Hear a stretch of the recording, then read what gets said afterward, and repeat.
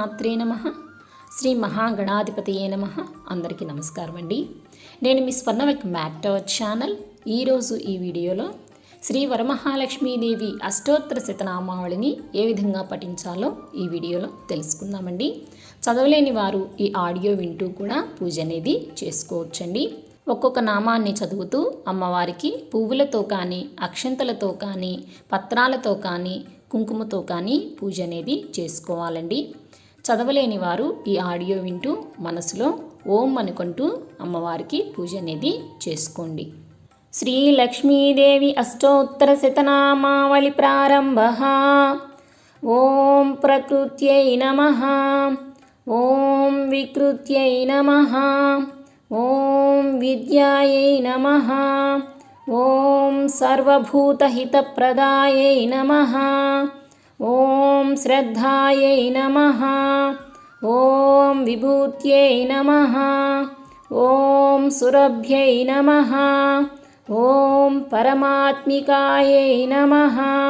ఓం వాచై నమః. ఓం పద్మాలయాయై నమః. ఓం పద్మాయై నమః. ఓం శుచయే నమః. ఓం స్వాహాయై నమః. ఓం స్వధాయై నమః. ఓం సుధాయై నమః. ఓం ధన్యాయై నమః. ఓం హిరణ్మయై నమః. ఓం లక్ష్మై నమః. ఓం నిత్యపుష్టాయై నమః. ఓం విభావత్యై నమః. ఓం ఆదిత్యై నమః. ఓం దిత్యై నమః. ఓం దీప్తాయై నమః. ఓం రమాయై నమః. ఓం వసుధాయై నమః. ఓం వసుధారిణ్యై నమః.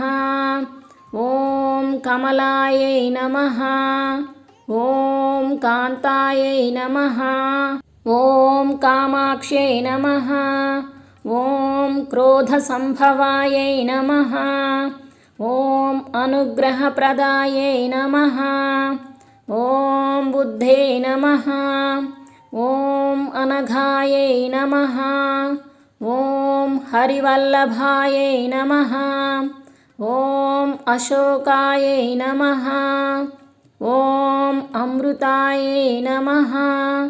ఓం దీప్తాయై నమః. ఓం తుష్టయే నమః. ఓం విష్ణుపత్న్యై నమః. ఓం లోకశోకవినాశిన్యై నమః. ఓం ధర్మనిలయాయై నమః. ఓం కరుణాయై నమః. ఓం లోకమాత్రే నమః. ఓం పద్మప్రియాయై నమః.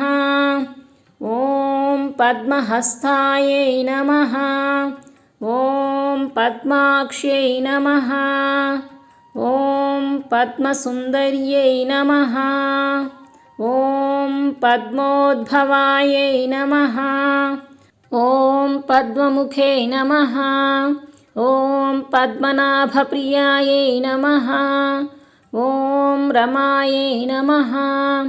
ఓం పద్మమాలాధరాయై నమః.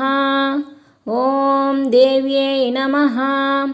ఓం పద్మిన్యై నమః. ఓం పద్మగంధిన్యై నమః. ఓం పుణ్యగంధాయై నమః. ఓం సుప్రసన్నాయై నమః.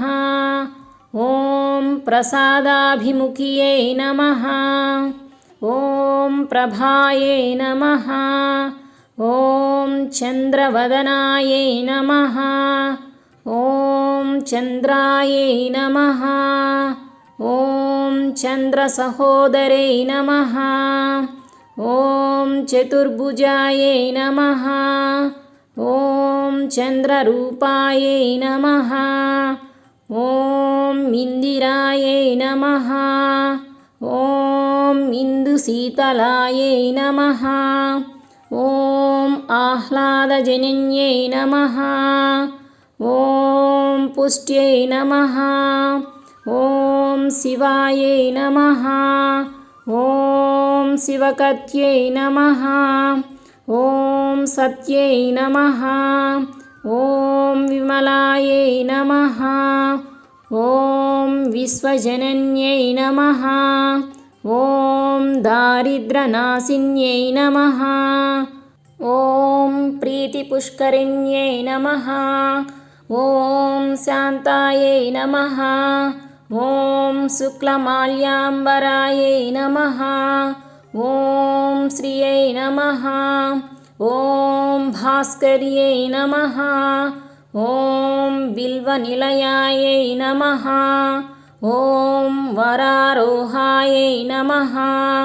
ఓం యశస్విన్యై నమః. ఓం వసుంధరాయై నమః.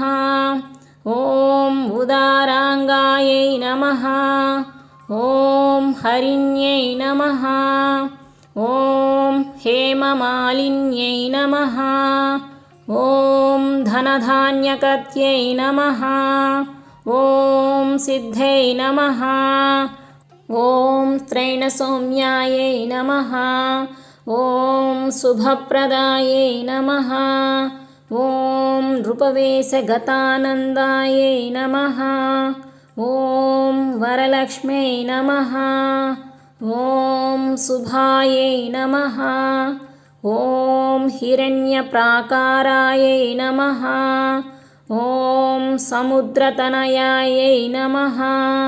ఓం జయాయై నమః. ఓం మంగళాదేవ్యై నమః. ఓం విష్ణువక్షస్థలస్థితాయై నమః. ఓం ప్రసన్నాక్ష్యై నమః. ఓం నారాయణ సమాశ్రితాయై నమః. ఓం దారిద్ర్యధ్వంసిన్యై నమః.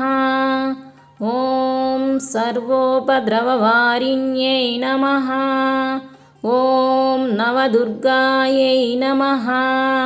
ఓం మహాకాళై నమః. ఓం బ్రహ్మ విష్ణు శివాత్మికాయై నమః. ఓం త్రికాలజ్ఞానసంపన్నాయై నమః. ఓం భువనేశ్వర్యై నమః. इति श्रीलक्ष्मीदेवी अष्टोत्तरशतनामावळि सम्पूर्णं नानाविधपरिमलपत्रपुष्पाक्षतां कुङ्कुमां समर्पयामि.